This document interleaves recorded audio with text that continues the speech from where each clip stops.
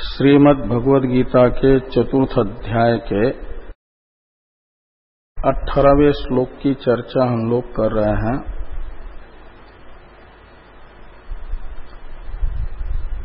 भगवान ने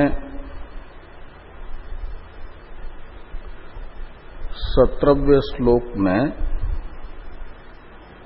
कर्म, विकर्म एवं अकर्म के वास्तविक स्वरूप को जानने की आवश्यकता है, ये बताया। क्योंकि कर्म और अकर्म के वास्तविक स्वरूप के विषय में कभी शब्दित मेधावी लोग भी यथार्थ निर्णय नहीं कर पाते, उन्हें भी मोह रहता है। कवयोपेत्र मोहिता, इसमें कवयोपेत्र मोहिता में अत्र शब्द से एक कर्मादि का तत्व लेना है, वास्तविक स्वरूप लेना है। इसलिए भगवान ने प्रतिज्ञा की कि मेधावियों को भी जिस विषय में यथार्थ निर्णय सहसा नहीं हो पाता, मोह रहता है, उस कर्मादि के यथार्थ स्वरूप को मैं तुम्हें बताऊंगा। तत्ते कर्म प्रवक्ष्यामि, इसमें कर्म शब्द उपलक्षण है कर्म, अकर्म, विकर्म का। तत्ते कर्म प्रवक्ष्यामि, तो कहा कर्मादि के यथार्थ स्वरूप को जब मेधावी लोग भी नहीं जान पाते, आपको भी उपदेश करना रूपी प्रयास करना पड़ रहा है, तो ये व्यर्थ कर्मादि के स्वरूप को जानने की क्या आवश्यकता है। उनका कोई प्रयोजन तो कर्मादि के स्वरूप ज्ञान का कोई प्रयोजन प्रकट नहीं होता। तो प्रयोजन बताया, यस ज्ञात्वा मोक्षे से सुवा, जानना भी कर्मादि के यथार्थ स्वरूप को आवश्यक है। क्यों कि कर्मादि के यथार्थ स्वरूप का ज्ञान ही अशुभ शब्दित संसार से मुक्ति का हेतु है। जन्म मरणादि रूप जो संसार, और उससे यदि मुक्त होना चाहते हो तो कर्मादि के यथार्थ स्वरूप को जानना आवश्यक है। यस ज्ञात्वा मोक्ष से सुभाग, इस पाद ने बताया। और फिर अर्जुन के मन में कर्मादि के स्वरूप को जानना मुमुक्षु के लिए आवश्यक है, ये जिज्ञासा हुई। क्योंकि मुमुक्षु का अपेक्षित जो मोक्ष है वह बिना कर्मादि के यथार्थ स्वरूप ज्ञान के प्राप्त होने वाला नहीं है। तो फिर कितना भी वो कठिन साधन हो, उसके फल की अपेक्षा जिसको है वह उस साधन में प्रवृत्त होता ही है। तो कभी भी जिसके विषय में निर्णय नहीं कर सकते और जिनका ज्ञान अपने अभिष्ट मोक्ष की प्राप्ति के लिए आवश्यक है, और सर्वज्ञ परमेश्वर कर्मादि का स्वरूप बताने के लिए प्रतिज्ञाबद्ध भी है, तो ये सुअवसर माना जाता है। जैसे नचिकेता ने यमराज जी को कहा कि ऐसा कौन मूढ़ मनुष्य होगा जो ये जानता है कि देवताओं को भी जिस विषय में संशय होता है, और बहुत कठिनाई से फिर प्रजापति के पास 101 वर्ष रहने के पश्चात जिसका निर्णय प्राप्त कर पाते हैं, यथार्थ ज्ञान प्राप्त कर पाते हैं, और ऐसे वस्तु का ज्ञाता उपदेश करने वाला सामने उपलब्ध है और वह हम प्राप्त कर सकते हैं, ये जान करके भी ऐसा कौन मूढ़ होगा जो आत्मज्ञान प्राप्त न करके उससे निकृष्ट जो है संसार के भोग वही प्राप्त कर लेगा, तो मूढ़ ही माना जाएगा। तो बुद्धिमान तो ऐसा कर नहीं सकता। नचिकेता ने यमराज जी को कहा था ना। तो ऐसे ही अवसर गीता में कठोपनिषद का प्रभाव ज्यादा है ना, तो उसी से अर्थतः मिलता जुलता ही ये प्रसंग है। इसलिए भगवान ने प्रतिज्ञा भी की, तत्ते कर्म प्रवक्ष्यामि, और उसका फल भी वही है जो मोक्ष, यज्ञात्मा मोक्ष से शुरुआत। और कवियों को यानी मेधावियों को भी, वहां देवताओं को कहा, यहाँ मेधावियों को कहा, कवियों को संशय है जिसके विषय में। तो फिर अर्जुन के मन में भी जिज्ञासा हुई और कहा कि किम पुनः तत्वम कर्मादे यद बोधव्यम, जिसको जानना आवश्यक है मुमुक्षु को अपने अभिष्ट मोक्ष की प्राप्ति के लिए, और आपने भी वक्ष्यामि इति प्रतिज्ञातम, मैं वह कर्मादि का तत्व बताऊंगा ऐसी प्रतिज्ञा की है। वह कर्मादि का तत्व क्या है, यथार्थ स्वरूप, ये अर्जुन की जिज्ञासा 18वें श्लोक के अवतरण भाष्य में भाष्कर भगवान ने बताई। जैसे नचिकेता की वो जिज्ञासा नचिकेता के मुख से निकले हुए मंत्र से श्रुति ने प्रकट की।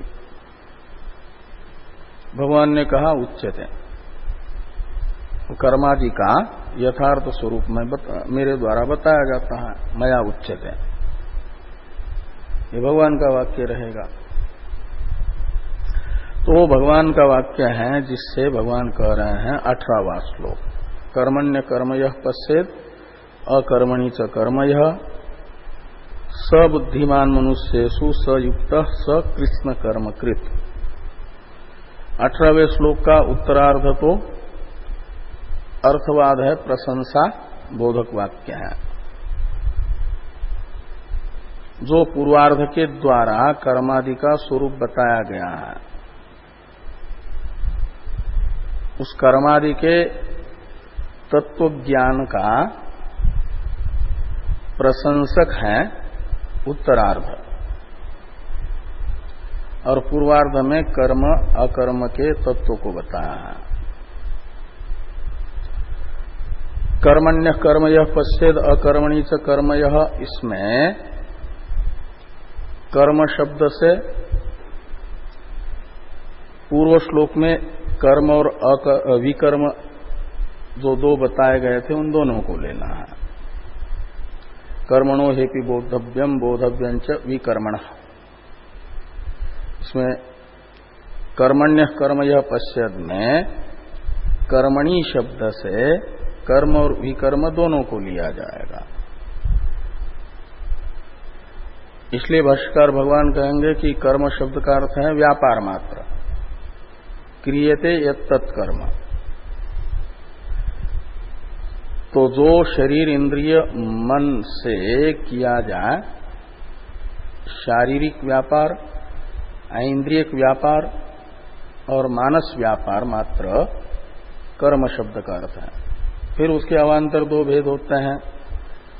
कर्म है, पूर्व श्लोक में कर्मणो हेपि बोधव्यम में कर्म शब्द का अर्थ है शास्त्र विहित प्रवृत्ति, और विकर्म शब्द का अर्थ है शास्त्र निषिद्ध प्रवृत्ति। तो वो है दोनों भी शारीर इंद्रिय, शारीर ऐन्द्रियक और मानस व्यापार ही। एक शास्त्र सम्मत व्यापार है, एक शास्त्र असम्मत व्यापार है, शास्त्र निषिद्ध व्यापार है, लेकिन है दोनों व्यापार। और कर्मण्य कर्म यह पश्यत में कर्म शब्द से दोनों को लेना है, चाहे वो शास्त्र सम्मत व्यापार हो या शास्त्र असम्मत व्यापार हो, यानी कर्म और विकर्म दोनों को भी यहां कर्मणि शब्द से लिया जा रहा है। और अकर्म शब्द का अर्थ है दोनों का अभाव। शास्त्र सम्मत प्रवृत्ति और शास्त्र निषिद्ध प्रवृत्ति दोनों का अभाव यानी निवृत्ति, ये अकर्म शब्द से लिया जा रहा है निवृत्ति को। तो और एक निवृत्ति है स्वभाव सिद्ध ब्रह्म में, आत्मा के यथार्थ स्वरूप में। ब्रह्म यानी आत्मा का यथार्थ स्वरूप, वह स्वभावतः ही निवृत्त है। का मतलब किसी भी शास्त्र सम्मत और शास्त्र निषिद्ध व्यापार से रहित है, इसलिए अक्रिय कहा जाता है उसे। निष्कलम, निष्क्रियम, शांतम इत्यादि श्रुति वाक्य उसे बताते हैं कि निष्क्रियम में जो क्रिया रूप उत्तर पदार्थ है, और निश ये अव्यय बताता है उपसर्ग, उसका अभाव। निष्क्रियम में क्रिया शब्द का जो अर्थ है वह कर्मणि, अकर्म में कर्मणि शब्द से लेना है, कर्म शब्द से निष्क्रियम में जो क्रिया पदार्थ है। और वहां निष् का जो अर्थ है वो यहां नए का अर्थ है, निष्क्रियम यानी क्रिया रहितम। वो स्वभाव सिद्ध वो निष्क्रियत्व है ब्रह्म में, निवृत्त्याभाव है, क्या नाम का प्रवृत्त्याभाव है, वो तो निष्क्रिय स्वरूप का चिंतन प्रयास से किया जाता है। मनन है मौन और निधिध्यासन। पांडित्यंच बाल्यंच निर्विद्य अथ मुनि, वो निधिध्यासन है। तो निधिध्यासन वो मनन रूप है, क्या नाम, मुनेर भाव मौन। वो अक्रिय आत्मस्वरूप का अनुसंधान है, उसमें भी प्रयास है, वो मानस प्रयास है, वो इसलिए विधेय है निधिध्यासन। और ये है वैसा स्वरूप ही ब्रह्म का। तो और क्रिया है क्षर में, अक्षर में, मयाध्यक्षण प्रकृति सूयते सचराचरम के अनुसार सक्रिय तो है प्रकृति और प्राकृत जो कार्य, प्रकृति का विकार है प्राकृत, और प्रकृति है त्रिगुणात्मिका माया। और वही चेतन से अधिष्ठित होकर के यानी प्रेरित होकर के सारे क्रियाओं का निर्वर्तन करती हैं। इसे पहले कहा प्रकृते क्रियमाणानि गुणे कर्माणि सर्वश। अहंकार विमूढ़ात्मा कर्ता अहम इति मन्यते। और जो अहम अर्थ है प्रत्यगात्मा वो है ब्रह्म, और उसी में यदि अहंता है तो वह तो विवेकी है। जो अहम अर्थ है प्रत्यगात्मा अक्रिय ब्रह्म, निष्क्रिय ब्रह्म, और उसी में जिसकी अहंता है वह उसी को जो मैं के रूप में ग्रहण कर रहा है वो तो विवेकी, वो अहंकार रहित है। वो उसकी अहंता जहां होनी चाहिए वहीं पर है। अहंता जहां होनी चाहिए वहीं है का मतलब उसकी अहम वृत्ति जिसको विषय करना चाहिए उसी को विषय बना रही है, तो वो तो यथार्थदर्शी है। और प्रत्येक आत्मा को अहंता जिसकी विषय नहीं कर रही है, अपितु प्रकृति और प्राकृत जो स्थूल शरीर और सूक्ष्म शरीर है, जिसे क्षर पुरुष कहा जाता है, प्राकृत कहो या क्षर पुरुष कहो, इसी को मैं के रूप में अपनी अहंता का विषय बना रही है, जिसकी अहम वृत्ति, तो माना जाता है उसी को अहंकार। अहम वृत्ति ही उसका आलम्बन बदलने से अहंकार कहलाती है और यथार्थ रूप ज्ञान भी कहलाती है। यदि अहम वृत्ति प्रत्येक आत्म विषयनी है, प्रत्येक आत्मा को आलम्बन बना रही है, तो प्रमा है। और वही अहम वृत्ति यदि बना रही है प्रकृति जो क्षर पुरुष है और प्राकृत जो अक्षर पुरुष है, उपाधि, तीन शरीर में से किसी को भी, तो अहंकार कहलाती है, वो अहंकार है। और उस अहंकार से जो विमूढ़ आत्मा है, मतलब भ्रांति युक्त अंतःकरण है, जिसका बुद्धि है, जिसकी भ्रांत हो गई है बुद्धि, मोहित हो गई है बुद्धि जिसकी, वह फिर अपने आप को जो निष्क्रिय प्रत्येक आत्मा है, वो निष्क्रिय प्रत्येक आत्मा रूप न समझ करके समझ लेता है सक्रिय जो प्रकृति और प्राकृत ये तीनों शरीर हैं तदात्मक ही। तो सक्रिय हुआ तो फिर इसमें कर्तृत्व भोक्तृत्व भी आ गया। आत्मेन्द्रिय मनोयुक्तम भोक्ता इत्याहुर मनीषिणा, कर्ता बन गया, भोक्ता बन गया। कर्ता ये कारक है। तो अनात्मा सक्रिय कार्यक्रम संघात में अपने ही यथार्थ स्वरूप के अज्ञान से अपनी अहंता को सक्रिय कार्यक्रम संघात में स्थापित कर दिया, तो वो अहंता यानी अहम वृत्ति अहंकार कहलाई।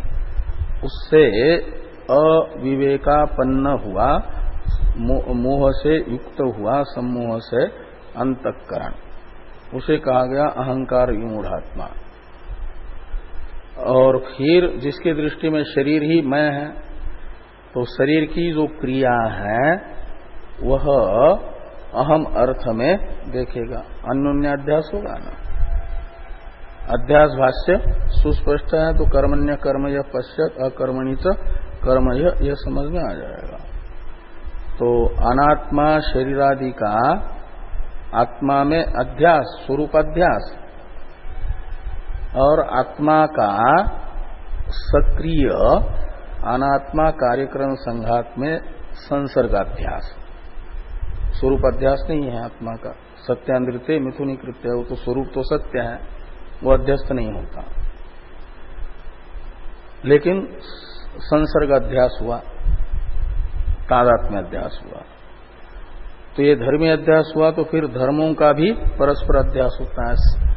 प्रकृति और प्राकृत शरीर त्रय में क्रियाएं हैं, कारकत्व है, और वो जो क्रिया हैं उनका अध्यारोप अहम अर्थ जो निष्क्रिय है उसमें हो जाता है।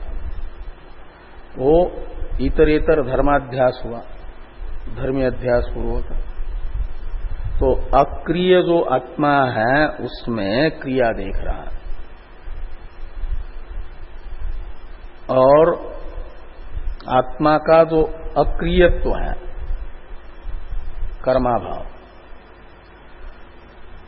जिसके दृष्टि में, मूढ़ के दृष्टि में अनात्मा कार्यक्रम संघात ही मैं है, लेकिन जब वह बैठ जाता है शरीर इंद्रिय मन के व्यापार को छोड़ करके थोड़ी देर के लिए शरीर इंद्रिय के व्यापार से रहित होकर के, तो वस्तुतः तो मूढ़ है वो, उसकी वो निवृत्ति जो है वह निवृत्ति भी एक प्रकार से कर्म है। क्यों कि वो अनात्मा शरीर को ही मैं मान रहा है, तो वह भी कारकाधीन निवृत्ति है।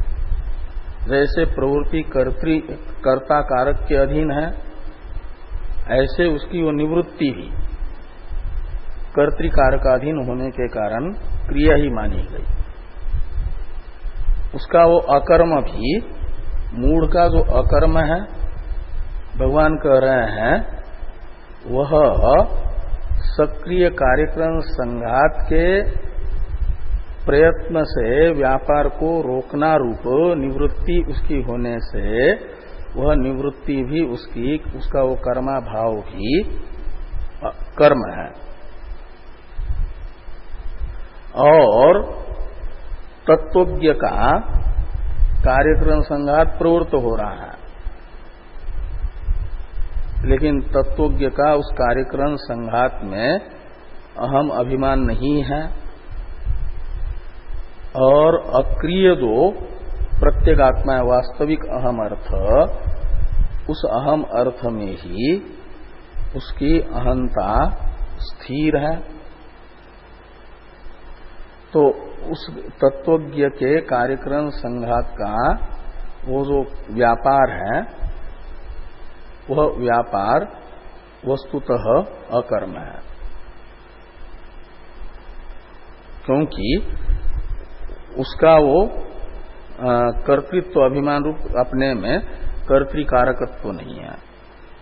तो दो दृष्टि रख करके इस श्लोक के अर्थ को, पूर्वार्ध को देखेंगे तो ये श्लोक का अर्थ समझ में आएगा। पूर्वार्ध का एक मूढ़ दृष्टि है, भ्रांत पुरुष की दृष्टि, और एक तत्वज्ञ की दृष्टि है।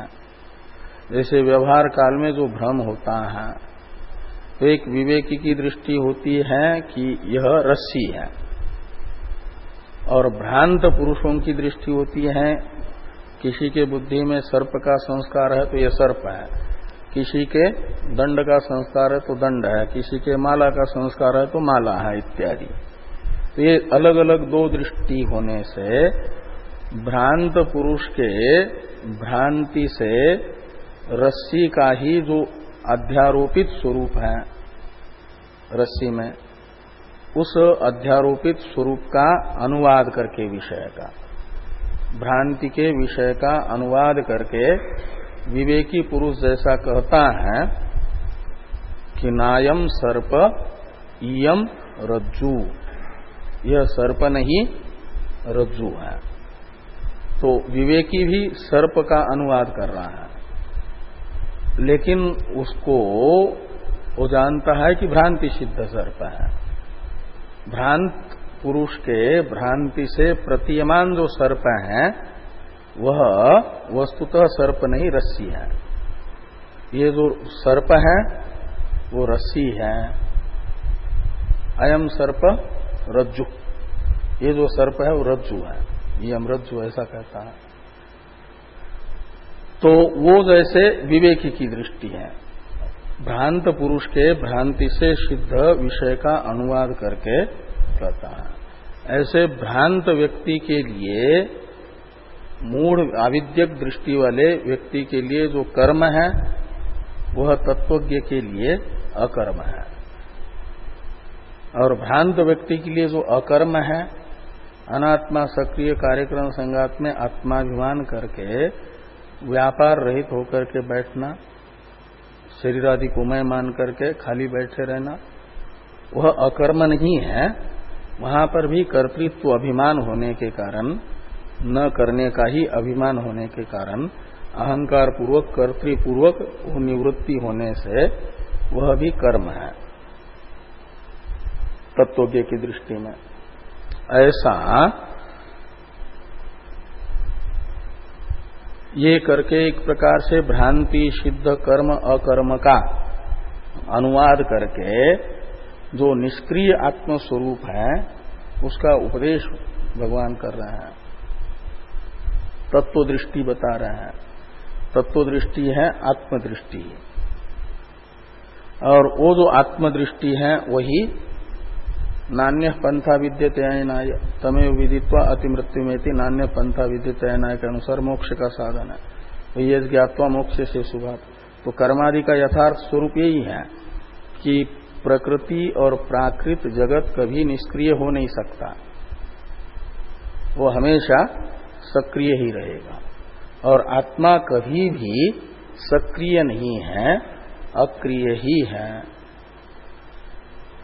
और वो जो अक्रिय आत्मा है वो मैं हूं, ये वो सक्रिय प्रकृति मैं नहीं हूं, अपितु प्रकृति का अधिष्ठाता जो निर्विकार चेतन है वो अक्रिय है, वो मैं हूं।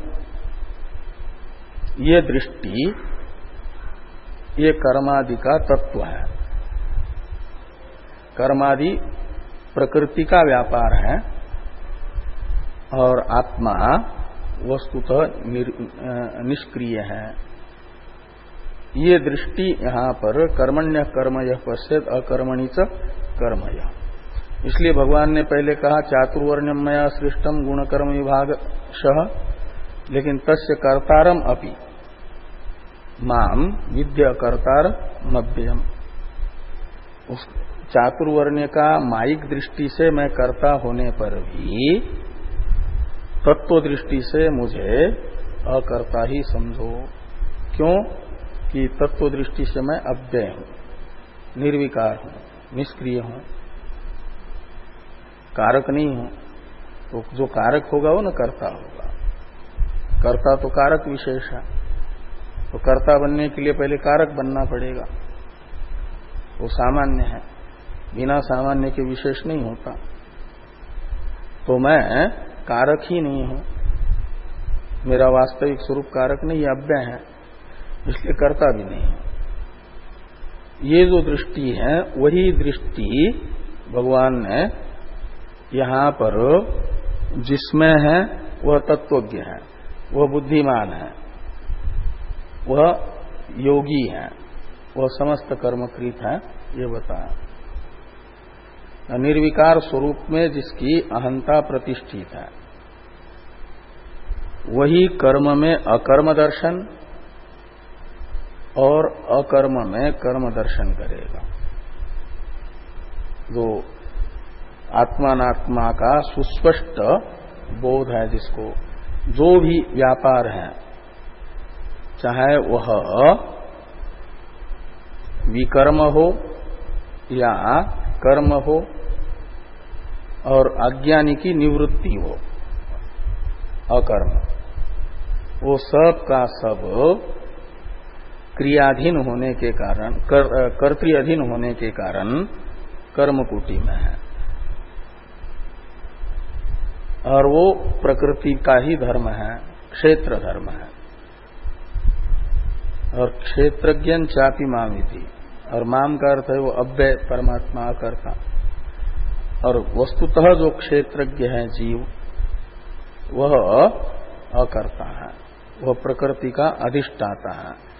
अधिष्ठे में वो प्रवृत्ति निवृत्ति और प्रवृत्ति दोनों प्रकार की, कर्म विकर्म और निवृत्ति है अकर्म, वो सब का सब जो है प्रकृति का धर्म है, क्षेत्र का धर्म है। और क्षेत्रज्ञ इनसे अलग है। दृश्य के गुण दोषों से दृष्टा संश्लिष्ट नहीं होता, दृष्टा में दृश्य के गुण दोष नहीं आया करते, उनसे वो रहित होता है। तो क्षेत्र का यदि प्रकृति विकृत क्या नाम ये प्रवृत्ति निवृत्ति कर्म विकर्म और अकर्म धर्म है, तो आत्मा इन सबसे रहित अव्यय है, निर्विकार है। और ये बोध जिसको है वह मनुष्यों में सबसे बुद्धिमान मनुष्य है।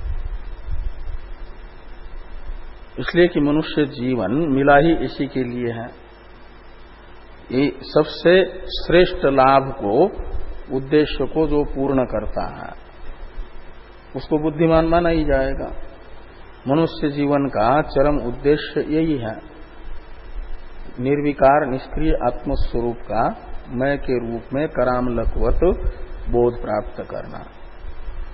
और जो भी कर्म विकर्म अकर्म है वह प्रकृति के धर्म है, प्रकृति उससे युक्त है, मैं तो उसका अधिष्ठाता, उसका दृष्टा, साक्षी, उससे अलग हूं, प्रकृति के गुण दोषों से असंश्लिष्ट हूं।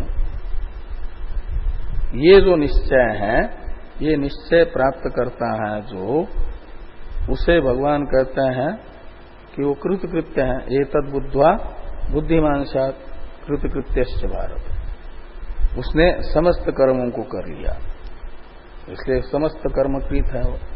कृतकृत्य कहो या समस्त कर्मकृत कहो, कृष्ण कर्मकृत कहो, एक ही बात है। वो कृतकृत्य हुआ तो मतलब सारे जो भी करना चाहिए था वो कर लिया उसने। और वह युक्त है का अर्थ है उसका जहां मन समाहित होना चाहिए वहीं पर मन समाहित है, योगी है। युक्त का अर्थ होता है समाहित चित्त, तो जहां पर चित्त का समाधान होना चाहिए, चित्त को जहां बैठना चाहिए वहीं पर बैठा हुआ है उसका चित्त। चित्त को बैठना चाहिए कि विकार मात्र प्रकृति में है, विकारी प्रकृति है, आत्मा निर्विकार है। और इसी निश्चय से युक्त हमेशा चित्त का रहना युक्तता है, समाहितता है, वो समाहित चित्त है। ये बात कर्मण्य कर्म यह पश्येद अकर्मणि च कर्म यह सबुद्धिमान मनुष्येषु सयुक्त कृष्ण कर्म कृत, इससे कही भाष्यकार भगवान ने। भाष्यकार भगवान यही सब अर्थ भाष्य में बता रहे हैं, इसको देखा जाए।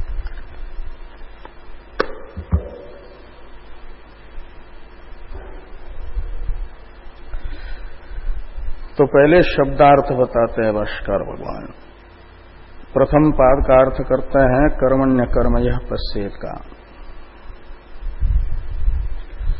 तो पहले कर्मणि, ये जो सप्तमी अंत पद है इसमें दो अंश है ना, प्रकृति अंश प्रत्यय अंश। प्रकृति है कर्मन शब्द और प्रत्यय है, प्रकृति है कर्मन और प्रत्यय है गी। सप्तमी का एक वचन है ना। तो प्रकृत्यर्थ जो कर्मन शब्द है उसका अर्थ बता रहे हैं,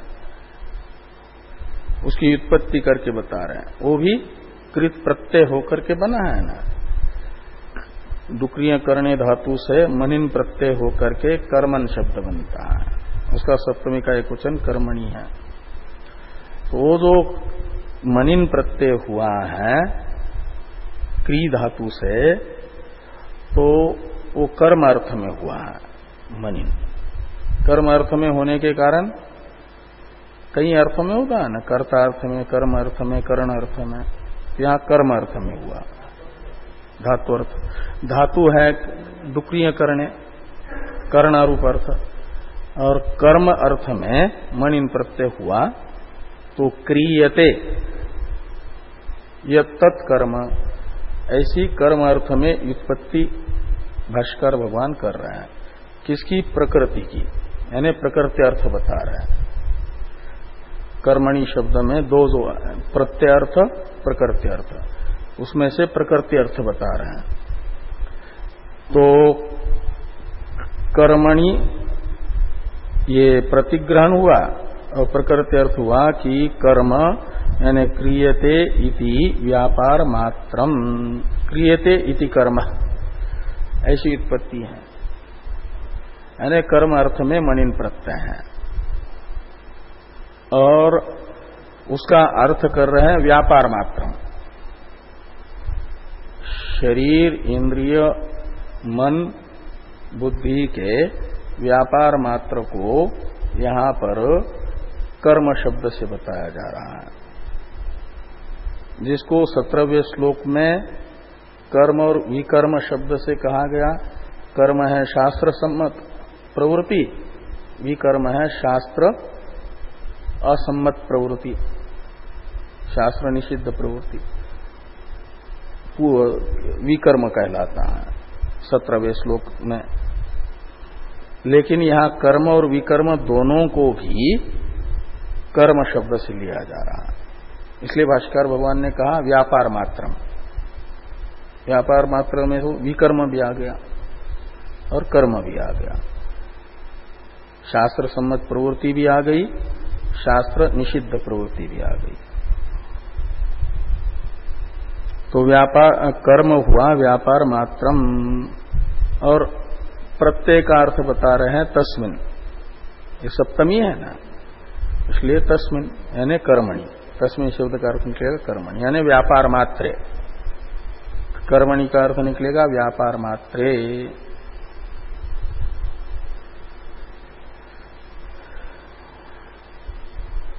तस्मिन कर्मणि अकर्म यानी कर्माभावम यह पश्येत, तो कर्माभाव देख रहा है जो वो तत्वज्ञ है। कर्मणि अकर्म यह पश्येत स बुद्धिमान मनुष्येषु, ऐसा अन्वय करना। जो कर्म में यानी शरीर इंद्रिय मन बुद्धि के व्यापार मात्र में अकर्म यानी वस्तुतः कर्माभाव देखता है, वह मनुष्यों में बुद्धिमान मनुष्य है। ये तत्वज्ञ यदि की दृष्टि से कहा जा रहा है।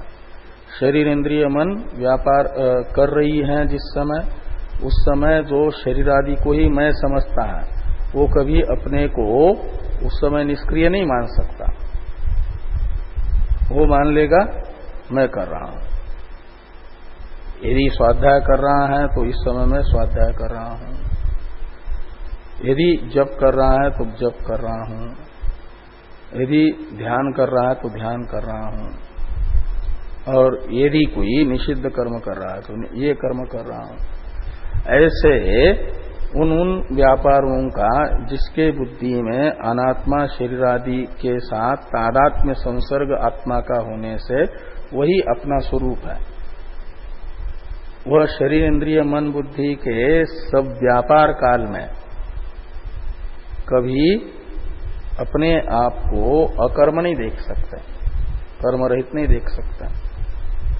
लेकिन उस समय भी जो ये देख रहा है कि अनात्मा प्रकृति जो कारण शरीर और प्राकृत जो स्थूल और सूक्ष्म शरीर, इन्हीं में ये कार्य हो रहे हैं, कर्म हो रहे हैं, व्यापार हो रहा है। जो भी व्यापार मात्र है वह क्षेत्र का है, अक्षर पुरुष अक्षर पुरुष का है, उपाधि का है, और मैं इनसे अभ्यंतर इनका साक्षी निर्विकार हूं, अव्यय हूं, अकर्ता हूं।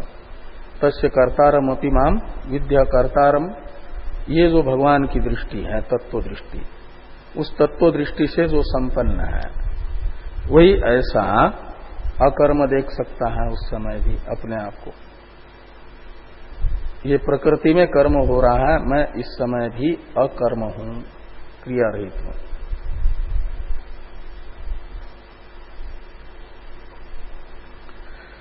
और कर्माभावे च अकर्म, ये इस प्रकार ये कर्माभावम यह पश्येत, ये प्रथम पाद का अर्थ हुआ शब्दार्थ।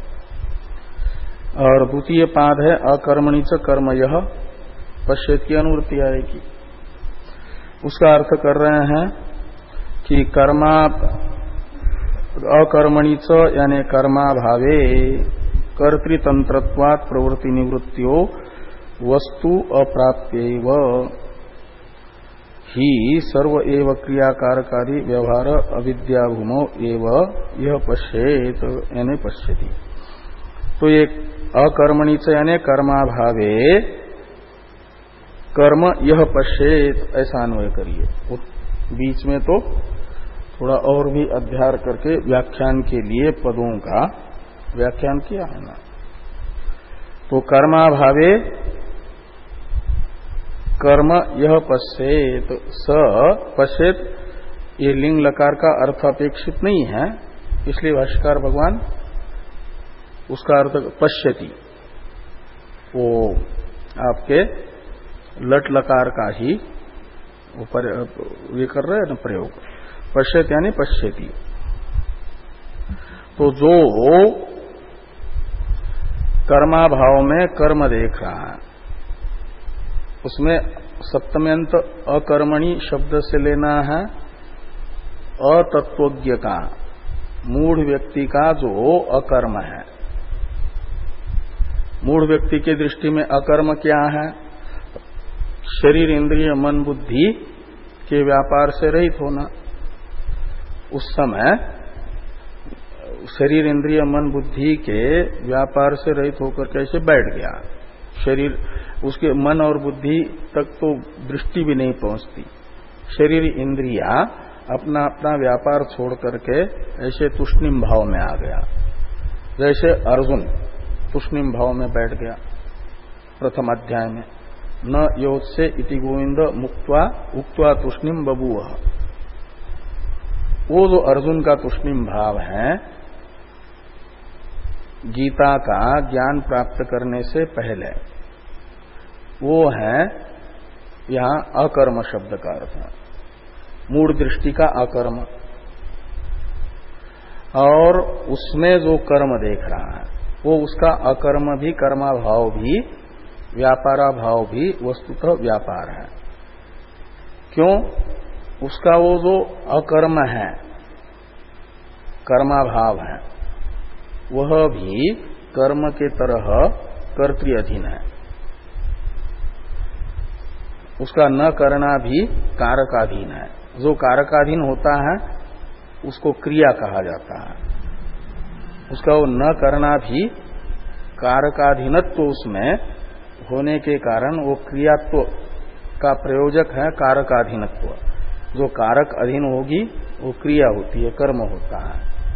तो कर्मत्व का प्रयोजक कारकाधीनत्व उसके न करने में है, कर्माभाव में है। वो स्वभाव सिद्ध अकर्म नहीं है। श्रुति जिस स्वरूप को निष्क्रिय कह रही है, उस स्वरूप को मैं समझ करके मैं शांत बैठा हूं, अकर्म हूं, अकर्मा हूं, ये बुद्धि उसकी नहीं है। और शरीर आदि उस समय कुछ बाह्य व्यापार नहीं कर रहे हैं तो मान रहा है कि मैं नहीं कर रहा हूं, अकर्ता हूं। लेकिन उसका जो अकर्म है वह भी कारकाधीन होने के कारण, कर्तृतंत्र होने के कारण, कर्म के तरह ही उसमें कर्मत्व का प्रयोजक अकर्म में भी विद्यमान होने से वो कर्म है, ऐसा देख रहा है। इसलिए शरीर आदि का न करना भी कर्म हो जाता है।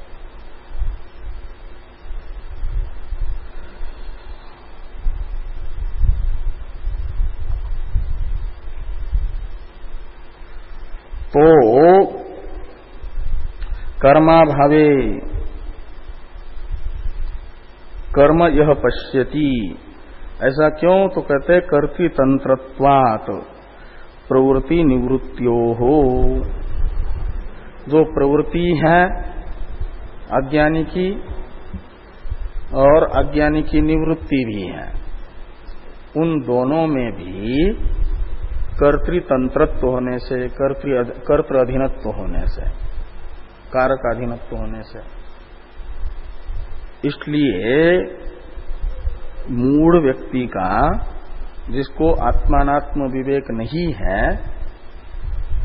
क्षेत्र से वस्तुतः विविक्त, जो क्षेत्र मात्र से विविक्त जो क्षेत्रज्ञ है, उसके वास्तविक स्वरूप में जिसकी अहंता प्रतिष्ठित नहीं है, उसकी जो निवृत्ति है वो भी कर्तृत्व से युक्त होने से, कर्तृअधीन होने से, वह भी प्रवृत्ति के तरह प्रवृत्ति ही है एक प्रकार से, निवृत्ति भी उसकी। वो निवृत्ति कोई अकर्म मान रहा है, तो अकर्म है निवृत्ति, जो अज्ञानी की निवृत्ति, और वो वस्तुतः कर्म है, कर्म अधीन होने के कारण। कहा प्रवृत्ति और निवृत्ति तो दोनों अलग अलग विपरीत है, और इस प्रवृत्ति और निवृत्ति दोनों को भी यानी अकर्म तो निवृत्ति है, उस अकर्म रूपी निवृत्ति को जो प्रवृत्ति देख रहा है उसे यथार्थ ज्ञान कैसे कहा जाएगा? ये तो विरोध है एक प्रकार से। इस प्रकार की शंका का समाधान करने के लिए ये कहते हैं वस्तु अप्राप्य एव ही सर्व एव क्रियाकारकादि व्यवहार अविद्या भूमौ एव। ये एक वाक्य है। कहते हैं वस्तु अप्राप्य एव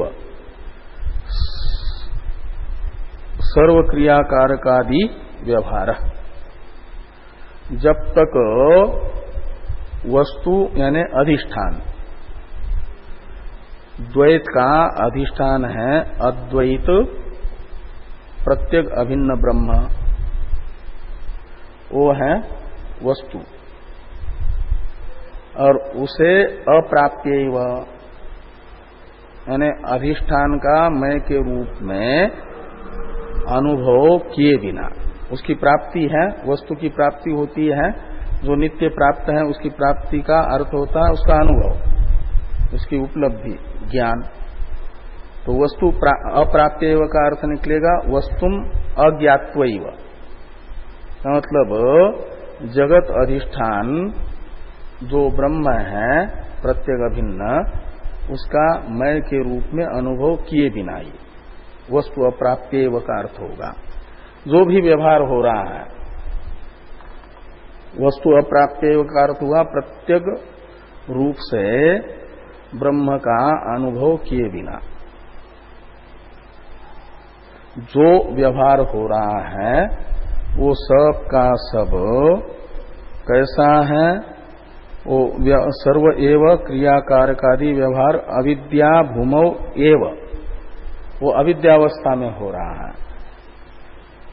तो अविद्यावस्था में व्यवहार करने वाले का व्यवहार अनात्मा कार्यक्रम संघात में अहंता स्थापित करके होता है, और वो अनात्मा कार्यक्रम संघात कभी निष्क्रिय हो नहीं सकता, वो क्रियाशील है। जैसे अग्नि कभी ठंडी हो नहीं सकती, उसका औष्ण्य स्वभाव है, ऐसे न शरीर का बैठे रहना भी क्रिया करना है, वो भी कर्म है। इसलिए वो अकर्म, मूढ़ व्यक्ति का अकर्म कर्म ही है, वो अकर्म नहीं है। निवृत्ति भी प्रवृत्ति ही है एक प्रकार से। तो अविद्या भूमौ एव, इसलिए कहते हैं कि कर्माभावे कर्म यह पश्यति। सबुद्धिमान मनुष्येषु, वह मनुष्यों में सबसे बुद्धिमान मनुष्य है जो ऐसा देख रहा है। वो देखेगा तत्वज्ञ ही, ब्रह्मज्ञानी ही ऐसा देख सकता है। इसलिए ब्रह्म ज्ञान की स्तुति हो रही है, जिसको आत्मानात्म विवेक सुस्पष्ट है, वह ही ऐसा देख सकता है। इसलिए बुद्धिमान मनुष्येषु में ब्रह्मज्ञानी मनुष्यों में सबसे बुद्धिमान मनुष्य है, ऐसा कह करके ब्रह्मज्ञानी की स्तुति कर रहे हैं। और वह युक्त है, तो सबुद्धिमान मनुष्येषु और सयुक्त यानी योगी, योगी का अर्थ है समाहित चित्त है, जहां चित्त का समाधान होना चाहिए। प्रकृति और प्राकृतिक जगत सक्रिय ही है, आत्मा अक्रिय ही है, इस निश्चय में मन समाहित होना चाहिए, दृढ़ रहना चाहिए। ये जिस व्यक्ति के बुद्धि में दृढ़ निश्चय है उस व्यक्ति को यहां पर युक्त कहा जा रहा है, दृढ़ निश्चयी समाहित चित्त। और इसलिए तत्वज्ञ का ही ये निश्चय रहता है, ब्रह्मज्ञानी का ही रहता है, इसलिए ब्रह्मज्ञानी की स्तुति है। और स कृष्ण कर्मकृत यानी समस्त कर्मकृत च स इति स्तूयते कर्मा कर्मणो इतरेतर दर्शी। कर्मा कर्मणो इतरेतर दर्शी यानी यथार्थदर्शी। अज्ञानी के दृष्टि में कर्म जो है तत्वज्ञ का, तत्वज्ञ की उपाधि यदि सक्रिय है तो अज्ञानी देखते हैं कि तत्वज्ञ इस समय सक्रिय है, लेकिन तत्वज्ञ की दृष्टि में उस समय भी तत्वज्ञ अक्रिय ही है, वो तत्वज्ञ का अकर्म ही है। और जब शरीर इंद्रिया मन बुद्धि अविवेकी की व्यापार रहित है तो अविवेकी देखता है कि इस समय मैं अकर्ता हूं, कर्म रहित हूं, निष्क्रिय हूं। लेकिन तत्वज्ञ देखता है कि उस समय भी अनात्मा शरीर आदि में ही अभिमान है तो वो भी कर्म है, ये तत्वज्ञ देखता है।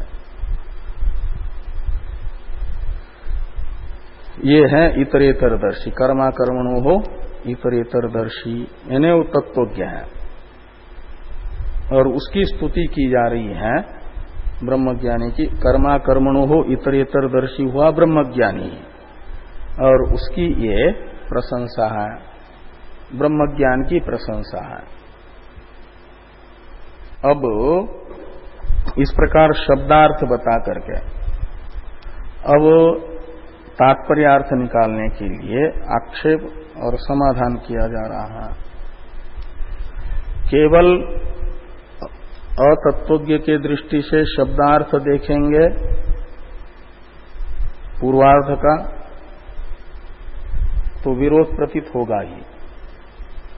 तो भ्रांत पुरुष के दृष्टि में कर्म में अकर्म दर्शन और अकर्म में कर्म दर्शन ये भ्रांति मानी जाएगी। और ऐसा अतत्वज्ञ जो है वह अभिप्रेत अर्थ न समझने के कारण आक्षेप करता है, और उसका समाधान आगे भाष्कर भगवान कर रहे हैं। ननु इत्यादि से आक्षेप आएगा पहले कथम पश्चेत दृष्टाया तक, और फिर दूसरे ननु से उसका समाधान आएगा। जो 116 नंबर पृष्ठ पर ननु आ रहा है वो ननु है समाधान भाष्य। तो ये अब एक प्रकार से शास्त्रार्थ है, थोड़ा भाष्य लंबा है, तो शास्त्रार्थ प्रारंभ होगा, उसकी चर्चा हम लोग करते हैं कल से।